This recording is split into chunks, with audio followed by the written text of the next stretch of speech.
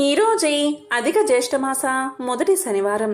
ఈ అధిక మాసాన్ని పురుషోత్తమ మాసము అంటారు. ఈ మాసానికి అధిపతి మహావిష్ణువు. మరి ఎంతో విశేషమైన మహావిష్ణువుకు సంబంధించిన ఈ శనివారం రోజు ఈ కథను వింటే చాలు ఆ మహావిష్ణువు యొక్క అనుగ్రహం కలుగుతుంది, లక్ష్మీ కటాక్షం కలుగుతుంది. సృష్టిని శాసించే ఆ శ్రీ మహావిష్ణువు వైకుంఠంలో తన శేషతల్పాన్ని వదిలేసి ఒక నిరుపేదల ఈ భూమి మీదకు ఎందుకు వచ్చాడు? వస్తూ ఆ శేషాచలం అడవుల్లో ఒక చీమల పుట్టలో ఏళ్లుగా ఎందుకు దాక్కున్నాడు? మనకు తెలిసిన విష్ణుమూర్తి దశావతారాల్లో అసలు ఈ వెంకటేశ్వరుడి ప్రస్తావన ఎందుకు రాదు? ఎందుకు ఉండదు? తల మీద గొడ్డలి దెబ్బ తిని నెత్తురు ఓడిచిన దేవుడు తన పెళ్లి కోసం కుబేరుడి దగ్గర అప్పు చేసి ఈ రోజుకి ఆ వడ్డీ ఎందుకు కడుతున్నాడు? అసలు ఏడుకొండల వాడిని దర్శించుకునే ముందు మనం వరాహస్వామి దర్శనం మాత్రమే ఎందుకు చేయాలి? ఇక అన్నిటికంటే ముఖ్యంగా రాత్రిపూట గుడి తలుపులు మూసేసిన తర్వాత కదలకుండా ఉన్న ఆ రాతి విగ్రహానికి చెమట ఎందుకు పడుతుంది? ఆ విగ్రహం వెనుక సముద్రపు ఘోష ఎందుకు వినిపిస్తుంది అనే ఆశ్చర్యకరమైన విషయాల గురించి ఇప్పుడు తెలుసుకుందాం. ప్రతి ఒక్కరూ కూడా ఓం నమో వెంకటేశాయ అని ఒకసారి మనసారా స్మరించండి. విష్ణుమూర్తి 10 అవతారాల గురించి, దశావతారాల గురించి ప్రత్యేకంగా చెప్పుకుంటాం. మత్స్య, కూర్మ, వరాహ, నరసింహ, వామన, పరశురామ, రామ, కృష్ణ, బుద్ధ, కల్కి. కానీ ఇక్కడే ప్రతి భక్తుడి మదిలో మెదిలే ఒక అతిపెద్ద సందేహం. మనం రోజూ కొలిచే ఈ ఏడుకొండల వెంకటేశ్వర స్వామి ఈ 10 అవతారాల్లో ఎన్నో అవతారం అసలు ఈయన జాబితాలో ఎందుకు లేడు? దీనికి సమాధానం తెలిస్తే మీరు ఆశ్చర్యపోతారు. వెంకటేశ్వర స్వామి ఈ 10 అవతారాలకు అతీతుడు. ఆ అవతారాలన్నీ ఒక్క రాక్షసుని చంపడానికో, ఒక ధర్మాన్ని నిలబెట్టడానికో వచ్చాయి. పని పూర్తవగానే వెళ్ళిపోయాయి. కానీ ఈ వెంకటేశ్వర అవతారం అలా కాదు. ఇది కలియుగంలో పాపాలు చేసి కష్టాలు పడుతున్నా సామాన్య మనుషులను కాపాడడానికి వైకుంఠంలో ఉన్న ఆ శ్రీ మహావిష్ణువు స్వయంగా భూమి మీదకు వచ్చి శిలగా మారిపోయిన అర్చావతారం. అంటే ఆయన ఒక రాతి విగ్రహం కాదు, స్వయంగా ప్రాణంతో ఉన్న విష్ణుమూర్తి. మరి పట్టు పరుపుల మీద వైకుంఠంలో ప్రశాంతంగా ఉన్న స్వామికి ఈ భూమి మీదకు వచ్చి రాయిలా మారిపోవాల్సిన కర్మ ఏమి వచ్చింది? దీని వెనుక ఒక మహర్షి అహంకారం దాగి ఉంది. ఆ మహర్షి భృగు మహర్షి. ఒకసారి భూలోకంలో ఋషులంతా కలిసి ఒక పెద్ద యాగాన్ని చేశారు. కానీ ఆ యాగఫలాన్ని బ్రహ్మ విష్ణు మహేశ్వరుల్లో ఎవరికి ఇవ్వాలి అన్న సందేహం వచ్చింది. ఎవరికి అర్హత ఉందో పరీక్షించే బాధ్యత భృగు మహర్షి తీసుకున్నాడు. ఆ భృగు మహర్షికి ఒక ప్రత్యేకత ఉంది. ఆయన అరికాళ్ళల్లో ఒక కన్ను ఉంటుంది. ఆ కన్ను ఉండడంతో ఆయనకు అహంకారం, గర్వం చాలా ఎక్కువగా ఉంటాయి. తన గర్వంతో నేరుగా వైకుంఠానికి చేరుకున్నాడు భృగు మహర్షి. అక్కడ విష్ణుమూర్తి తన భార్య అయిన లక్ష్మీదేవితో ఆనందంగా గడుపుతున్నాడు. ఆ సమయంలో భృగు మహర్షి లోపలికి రావడం ఆయన గమనించలేదు. దీంతో కోపం వచ్చిన భృగు మహర్షి ఎవరికీ రాని ఒక భయంకరమైన ఆలోచన చేశాడు. తన కాలు పైకెత్తి శ్రీ మహావిష్ణువు యొక్క ఛాతి మీద, అంటే వక్షస్థలం మీద బలంగా తన్నాడు. సృష్టిని నడిపించే దేవుణ్ణి ఒక మనిషి కాలితో తండం ఏమిటి? వెంటనే ఆ మహర్షిని భస్మం చెయ్యాలి కదా. కానీ విష్ణువు అలా చెయ్యలేదు. చాలా ప్రశాంతంగా మహర్షి కాలు పట్టుకుని, అయ్యా మహానుభావా, నా కఠినమైన ఛాతిని తన్నిన మీ సున్నితమైన పాదం ఎంత కందిపోయిందో కదా అంటూ ఆ పాదాన్ని ఒత్తుతూ మహర్షి అరికాల్లో ఉన్న ఆ అహంకారపు కన్నుని చిదిమేశాడు. దాంతో మహర్షికి తప్పు తెలిసి వచ్చి క్షమాపణ కోరాడు. విష్ణువు క్షమించినా లక్ష్మీదేవి క్షమించలేకపోయింది. ఎందుకంటే విష్ణువు ఛాతి అనేది సాక్షాత్తు లక్ష్మీదేవి గుండె నివాసం. తన ఇల్లైన వక్షస్థలాన్ని ఒక పరాయి వ్యక్తి తన్నితే తన భర్త అతన్ని శిక్షించపోగా అతనికి సేవలు చేయడం లక్ష్మీదేవికి తీవ్రమైన అవమానంగా అనిపించింది. నన్ను అవమానించిన ఈ వైకుంఠంలో నేను ఒక్క క్షణం కూడా ఉండలేను అంటూ అలిగి భూలోకంలోని కోల్హాపూర్, ప్రస్తుత మహారాష్ట్రకు వెళ్లి తపస్సు చేయడం మొదలుపెట్టింది. సిరి సంపద ఆ లక్ష్మీదేవి వైకుంఠం వదిలి వెళ్ళిపోగానే విష్ణుమూర్తి తన సంపదనంతా కోల్పోయాడు. నిరుపేదగా మారిపోయాడు. భార్య లేని ఇల్లు ఎంతటి దేవుడికైనా శూన్యమే కదా. ఆమెను వెతుక్కుంటూ భూమి మీదకు వచ్చాడు స్వామి. ఎక్కడ వెతికినా దొరకలేదు. చివరకు ఒక దట్టమైన అడవిలో ఒక చెట్టు కింద చీమల పుట్టలో కూర్చుని తన భార్య కోసం తపస్సు చేయడం మొదలుపెట్టాడు. ఆ అడవే శేషాచలం, అంటే మనం ఇప్పుడు చూస్తున్న తిరుమల ఏడుకొండలు. సరే, స్వామివారు శేషాచలం చేరుకున్నారు. ఇక్కడే మనందరికీ వచ్చే ఇంకొక అతిపెద్ద మరియు ముఖ్యమైన సందేహం. మనం తిరుమల వెళ్ళగానే వెంకటేశ్వర స్వామి దర్శనానికి ముందు ఎవరిని దర్శనం చేసుకోవాలి అని. కొంతమంది వరహస్వామి అంటారు, మరికొందరు హతీరాం బాలాజీ అంటారు. అసలు దీని వెనుక ఉన్న అసలైన చరిత్ర ఏంటి? ఇక్కడే మనం ఒక స్పష్టత తెచ్చుకోవాలి. శ్రీ మహావిష్ణువు లక్ష్మీదేవి కోసం తపస్సు చేసుకోవడానికి శేషాచలం కొండలకు వచ్చాడు కదా. కానీ అప్పటికే ఆ కొండలకు ఒక యజమాని ఉన్నాడు. ఆయనే శ్రీ వరాహస్వామి. వరాహస్వామి అంటే విష్ణువు యొక్క 3వ అవతారం. భూమిని రాక్షసుడి భార్య నుంచి కాపాడిన తర్వాత విశ్రమించడానికి ఆ 7 కొండలను ఎంచుకున్నాడు. అప్పుడు శ్రీనివాసుడు వరహస్వామి దగ్గరకు వెళ్ళి, స్వామి, నాకు నివాసం ఉండడానికి మీ కొండల మీద కాస్త స్థలం కావాలి అని అడిగాడు. అప్పుడు వరహస్వామి, ఇది నా స్థలం, నేను నీకు ఎందుకు ఇవ్వాలి, బదులుగా నాకేమి ఇస్తావు అని అడిగాడు. అప్పుడు శ్రీనివాసుడు ఒక అద్భుతమైన వరాన్ని ఇచ్చాడు. స్వామి, ఈ కలియుగంలో నాకు లక్షలాది మంది భక్తులు వస్తారు. కానీ వారు నాకు సమర్పించే మొదటి నైవేద్యం మరియు నా దర్శనానికి ముందు చేసుకునే మొదటి దర్శనం మీకే చెందుతాయి. మీకు మొక్కిన తర్వాతే నా దర్శనానికి రావాలి అని మాట ఇచ్చాడు. కాబట్టి పురాణాల ప్రకారం, ఆలయ నియమాల ప్రకారం మనం ఖచ్చితంగా ముందు దర్శించుకోవాల్సింది శ్రీ వరాహస్వామిని. ఆయనకు మొక్కిన తర్వాతే వెంకటేశ్వర స్వామి దర్శనం చేసుకోవాలి. మరి హతీరాం బాలాజీ సంగతి ఏమిటి? ఆయన దర్శనం ఎందుకు చేసుకోవాలి అంటారు? ఇక్కడే భక్తికి ఉన్న శక్తి ఏంటో తెలుస్తుంది. వరహస్వామికి స్థలం ఇచ్చినందుకు మొదటి దర్శనం దక్కితే హతీరాం బాలాజీకి తన స్వచ్ఛమైన భక్తితో దేవుడితో పాచికలాడే అదృష్టం దక్కింది. 1500 సంవత్సరంలో రాజస్థాన్ నుంచి వచ్చిన బాలాజీ అనే భక్తుడి ప్రేమకు గర్భగుడిలో ఉన్న స్వామి రాత్రిపూట బయటకు వచ్చి అతనితో పాచికలు ఆడేవాడు.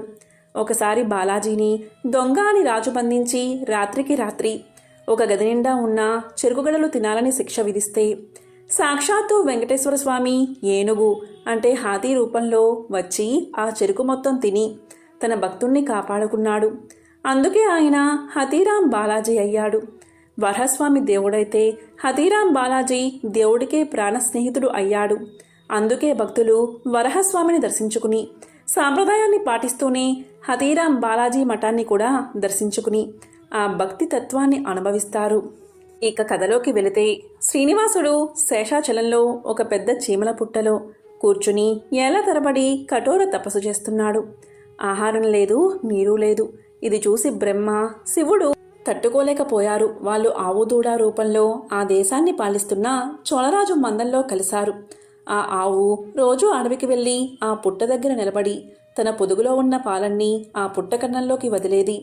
ఇది గమనించిన రాజుగారి పశువుల కాపరి తన చేతిలో ఉన్న గొడ్డలి విసిరాడు. ఆ గొడ్డలి నేరుగా వెళ్ళి ఆవు తలకు తగలాలి. కానీ తన కోసం పాలిస్తున్న గోమాతను కాపాడడం కోసం పుట్టలో ఉన్న స్వామి తల అడ్డుపెట్టాడు. ఆ గొడ్డలి నేరుగా స్వామివారి తలకు బలంగా తగిలి రక్తం చిమ్మింది. ఈనాటికి మీరు గమనిస్తే తిరుమల స్వామివారి విగ్రహానికి గెడ్డం కింద ఒక చిన్న గాయం ఉంటుంది. అందుకే రోజు స్వామివారికి ఆ గాయం పచ్చిగా ఉండకుండా పచ్చ కర్పూరాన్ని పెడతారు. అలాగే ఆ దెబ్బ తగిలినప్పటి నుంచి ఆయనకు తలనొప్పి రాకుండా ఉండడానికి తలకు దట్టంగా కస్తూరి నామాన్ని పెడతారు.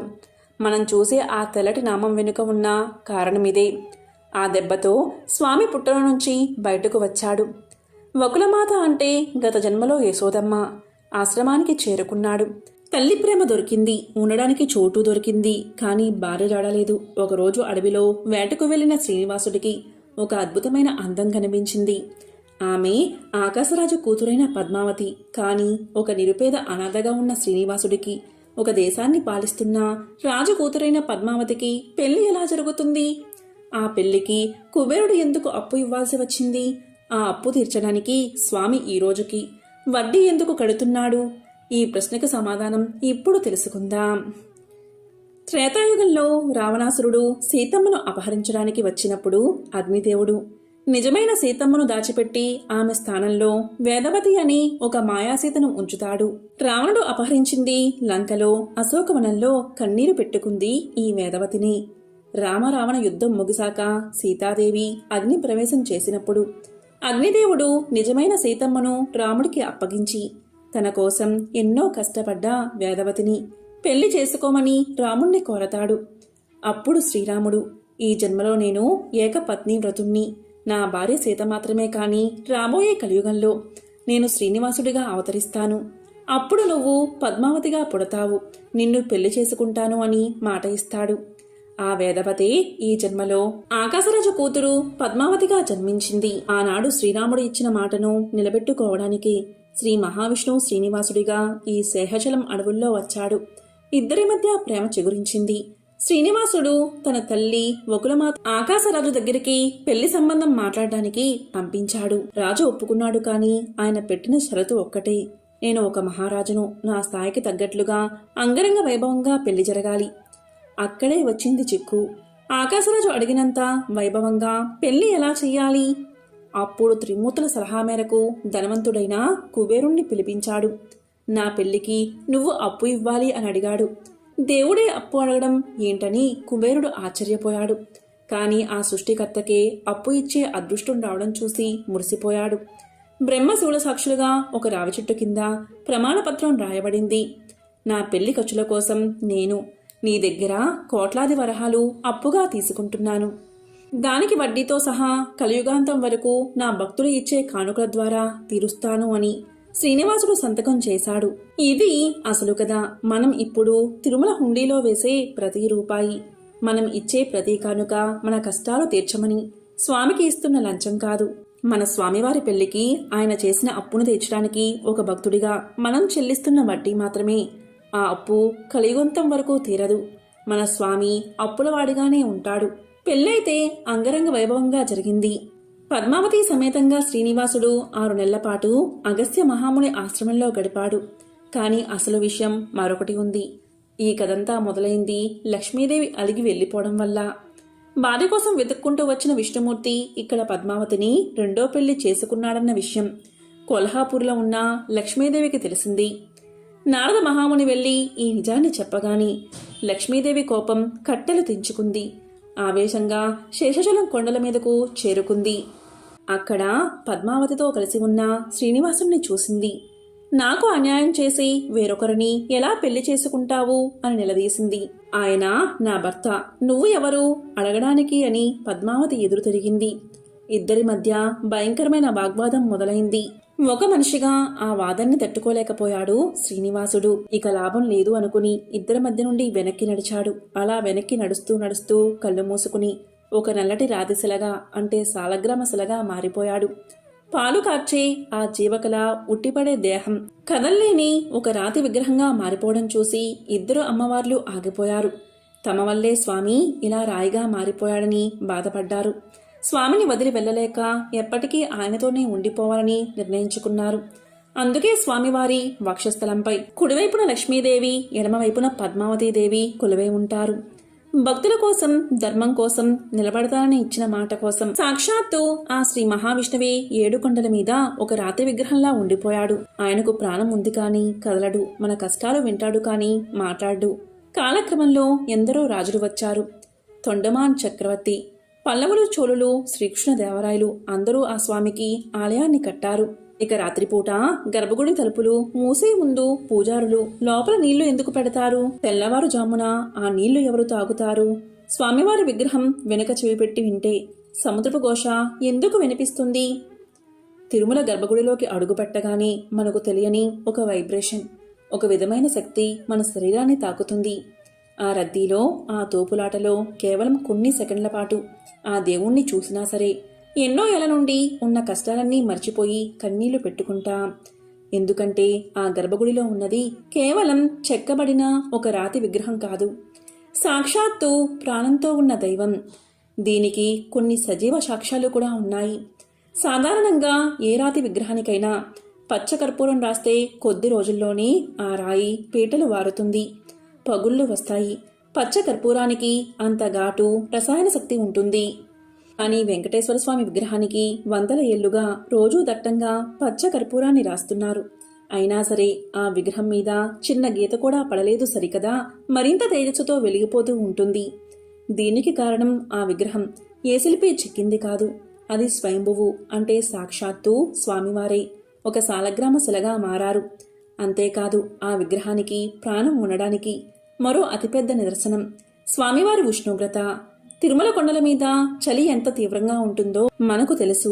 తెల్లవారుజామున వణుకు పుడుతుంది. కానీ గర్భగుడి లోపల ఉన్న స్వామివారి విగ్రహం ఉష్ణోగ్రత ఎప్పుడూ 110 డిగ్రీల ఫారెన్హీట్ ఉంటుంది. గుడిలో ఏసీలు ఉన్నా, చల్లని నీటితో అభిషేకం చేసినా సరే స్వామివారి విగ్రహం ఎప్పుడూ వెచ్చగానే ఉంటుంది. పైగా ప్రతి గురువారం స్వామికి అభిషేకం చేసే సమయంలో ఆయన విగ్రహం మీద చెమట బిందులు కనిపిస్తాయి. అర్చకులు ఆ చెమటను పట్టు వస్త్రంతో తుడుస్తూ ఉంటారు. ఒక రాతికి చెమట పట్టడం ఏ సైన్స్కి సాధ్యం? ఇక మరో అద్భుతం, స్వామివారి వీపు వెనుక భాగం గుడి లోపల ఎంత శబ్దం ఉన్నా, బయట ఎంత గోల ఉన్నా స్వామివారి విగ్రహం వెనక చెవిపెట్టి వింటే ఒక పెద్ద సముద్రం ఘోషిస్తున్న శబ్దం, కెరటాల చప్పుడు స్పష్టంగా వినిపిస్తుంది.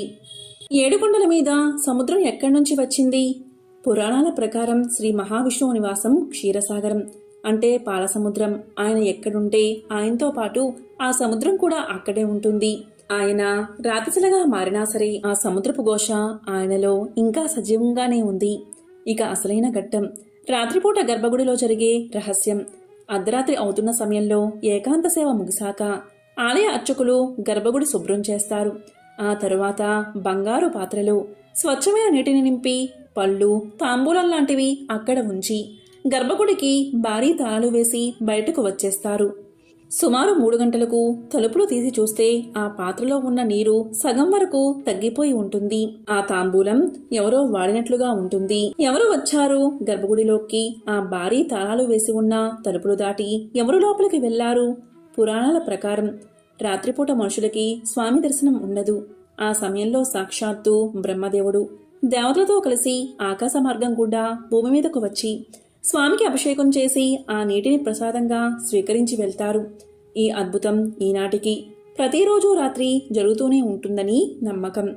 శ్రీ మహావిష్ణువు ఒక చెట్టు కింద చీమల పుట్టలో ఏళ్లుగా తపస్సు చేసింది మన కోసమే. గొడ్డల దెబ్బ తిని తల నుండి రక్తం కాచింది మన కోసమే. పద్మావతి అమ్మవారిని పెళ్లి చేసుకుని కుబేరుడి దగ్గర అప్పుల పాలైంది మన కోసమే. చివరకు ఆ గర్భగుడిలో ఒక రాతిశిలగా 100 ఏళ్లుగా కదలకుండా నిలబడి ఉన్నది మన కోసమే. కలియుగంలో మనుషులు పాపాలు చేస్తారని, కష్టాలు పడతారని ముందే తెలుసుకున్న స్వామి ఆ కష్టాల నుంచి మనల్ని కంటికి రెప్పలా కాపాడడానికి ఆ 7 కొండల మీద కొలువై ఉన్నాడు. మనస్ఫూర్తిగా స్వామిని గోవిందా గోవిందా అని స్మరించండి. ఓం నమో వెంకటేశాయ. శ్రీ వెంకటేశ్వర స్వామికి సంబంధించిన ఒక విశేషమైన కథను ఇప్పుడు విందాం. పూర్వకాలంలో మగధ సామ్రాజ్యంలో విష్ణు చిత్తుడు అని శ్రీవారి ప్రియభక్తుడు ఉండేవాడు. అతనికి 9 మంది స్త్రీ సంతానం కలిగారు. ఎంతో పాండిత్యం ఉన్న మిక్కిలి పేదరికంతో బాధపడుతున్నాడు విష్ణు చిత్తుడు. విష్ణు చిత్తుని భార్య తారామతి. ఎల్లప్పుడూ ఆమె శ్రీమన్నారాయణ్ణి ప్రార్థిస్తూ ఉండేది. అప్పుడప్పుడు వివాహాది శుభకార్యాల పౌరోహిత్య కార్యక్రమంలో దక్షిణగా వచ్చే కొద్ది సొమ్ముతో ఎంతో కష్టాలు పడుతూ కాపురం సాగిస్తున్నారు ఆ దంపతులు. కుమార్తెలకు యుక్త వయసు వచ్చింది. తారామతికి ఎప్పుడూ వీరి వివాహం ఎలా జరిపించాలా అనే చింతగా ఉండేది. ఆ శ్రీనివాసుణ్ణి ప్రార్థిస్తూ కాలం గడుపుతూ ఉండేది తారామతి.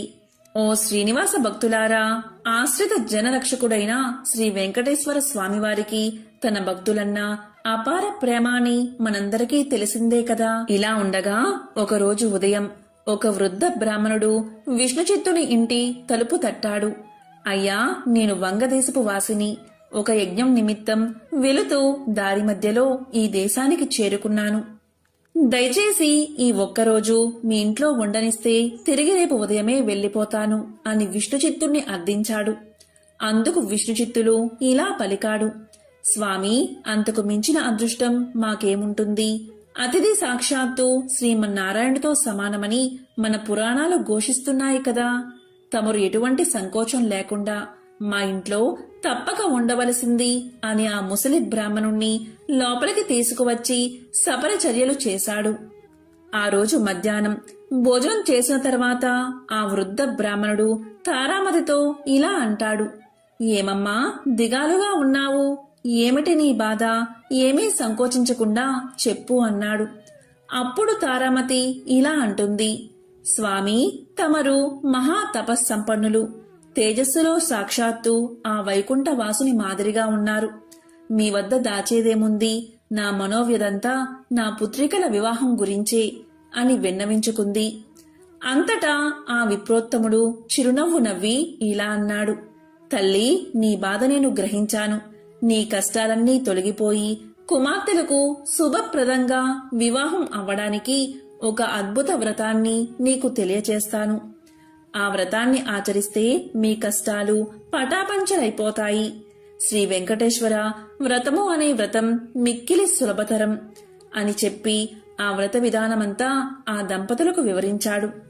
అంతటా విష్ణుచిత్తుడు ఇలా పలికాడు. స్వామి, మహా సంతోషం. ఇంతకు మించిన భాగ్యం ఏముంటుంది మాకు? ఎన్నో రోజులు ఎందుకు, శుభస్థ శీఘ్రమని పెద్దలు అన్నారు కదా. ఈ రోజే ఎంతో మంచి రోజు. ఈ రోజు తమరు చెప్పిన శ్రీ వెంకటేశ్వర వ్రతాన్ని ఆచరిస్తాము అని విష్ణుచిత్తులు తారామతి దంపతులిద్దరూ తన కుమార్తెలందరితో కలిసి ఆ రోజు సాయంకాలమే బంధుమిత్రులను పిలుచుకుని శ్రీ వెంకటేశ్వర వ్రతాన్ని అత్యంత భక్తి శ్రద్ధలతో ఆచరించారు. వచ్చిన భక్తులందరూ వ్రతం పూర్తయిన తర్వాత తీర్థ ప్రసాదాలు స్వీకరించి తమ తమ గృహాలకు వెళ్లిపోయారు.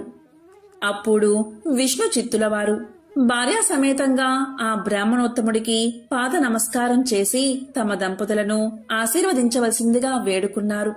అప్పుడా బ్రాహ్మణోత్తముడు వ్రత తీర్థ ప్రసాదాలు తాను స్వీకరించి మనోభీష్టా సిద్ధిరస్తు, శ్రీ లక్ష్మీ శ్రీనివాస కటాక్ష సిద్ధిరస్తు అని ఆశీర్వదించాడు. ఇంతలో చీకటిపడి నిద్రా సమయం అయింది. అంతట విష్ణుచిత్తుడు ఆ బ్రాహ్మణుడికి ఒక చిరిగిన దుప్పటిని ఇచ్చి కన్నీళ్ల పర్యంతంగా ఇలా పలికాడు. స్వామి, కడుపేదనైనా నా వద్ద ఇంతకు మించి మంచి దుప్పటి లేదు. ఈ రాత్రికి నన్ను క్షమించి దీని ఎందే పడుకోండి అని వేడుకున్నాడు. అందుకు ఆ బ్రాహ్మణుడు చిరునవ్వు నవ్వి ఇలా అన్నాడు. విష్ణుచిత్త, ఏమీ బాధపడకు. నేను బయట వసారాలో పడుకుంటాను అని చెప్తాడు. కొద్దిసేపటికే అందరూ కూడా నిద్రలోకి జారుకున్నారు. రాత్రి 4వ జామున ఉరుములు మెరుపులతో పెద్ద వర్షం కురిసింది. అంతా కటిక చీకటి. గాఢాంధకారంలో కంటికి ఏమీ కనబడట్లేదు. విష్ణుచిత్తునికి బయట పడుకున్న ఆ ముసలి బ్రాహ్మణుడు ఎలా ఉన్నాడో అని బెంగగా ఉంది. కాని ఈ గాఢాంధకారంలో ఏమీ కనిపించక ఎప్పుడెప్పుడు తెల్లవారుతుందా అని ఆ రాత్రి గడిపాడు విష్ణుచిత్తుడు. ఆ కుటుంబమంతా. ఇంతలో తెల్లారింది. వాన తేలిక పడింది. బయట బ్రాహ్మణుడు ఏమయ్యాడో, ఎంత బాధపడ్డాడో అనుకుంటూ బయటకు వచ్చిన ఆ దంపతులకు అద్భుత దృశ్యం కనిపించింది. అక్కడ విప్రోత్తముడు లేడు. చిరిగిన దుప్పటి స్థానంలో పట్టు పీతాంబరం ఉంది. ఆ పీతాంబరంపై శ్రీ వెంకటేశ్వర స్వామివారి విగ్రహం చిరునవ్వుతో కనిపించింది. జరిగినదంతా ఆ దంపతులకు అర్థమైంది. వారి ఆనందానికి అవధులు లేవు. వచ్చింది సాక్షాత్తు ఆ శ్రీమన్నారాయణుడే. ఆహా, ఏమి మన భాగ్యము! కాని ఆ స్వామివారిని గ్రహించలేకపోయామే. చివరికి చిరిగిన దుప్పటి ఇచ్చామే అని తలుస్తూ శ్రీ స్వామివారి విగ్రహాన్ని కళ్లకు అద్దుకుని ఇంట్లోకి వచ్చారు. ఇల్లంతా స్వర్ణమయంగా కనిపించింది. అంతటా ధనరాశులే. ఆహా, శ్రీ వెంకటేశ్వర స్వామివారి వ్రతకల్ప మహత్యం వల్ల కదా ఇదంతా జరిగింది అని ఆ స్వామిని అనేక విధాలా స్తుతించారు. చూసారా, సాక్షాత్తు శ్రీ స్వామివారే ఆ భక్తుడి ఇంటికి అతిథి రూపంలో వచ్చి వ్రత విధానం చెప్పడమే కాకుండా తీర్థ ప్రసాదాలు కూడా తానే స్వయంగా స్వీకరించాడు. శ్రీ స్వామివారు అంతటి కరుణామయుడు. ఎవరైతే భక్తి శ్రద్ధలతో ఈ వ్రతాన్ని ఆచరిస్తారో వారింటికి తానే స్వయంగా ఏదో రూపంలో తప్పక వస్తాడు. మీరందరూ కూడా ఈ వ్రతాన్ని ఆచరించి స్వామివారి కరుణా కటాక్షాలు పొందండి. శ్రీ లక్ష్మీ శ్రీనివాస కటాక్ష సిద్ధిరస్తు అని విశ్వామిత్రుల వారు ముళ్లకు తెలియచేశారు. శ్రీ వెంకటేశ్వరాయ నమః అనేది వెంకటేశుడి మంత్రం. ఈ అష్టాక్షరి మంత్రం గురించి మాతృశ్రీ వెంగమాంబ రాసిన శ్రీ వెంకటాచల మహత్యం అన్న గ్రంథంలోని తృతీయ ఆశ్వాసం 177వ పుటలో శ్రీ వెంకటేశ్వరాయ నమః అనే అష్టాక్షరి మంత్రం గురించి ప్రస్తావించారు.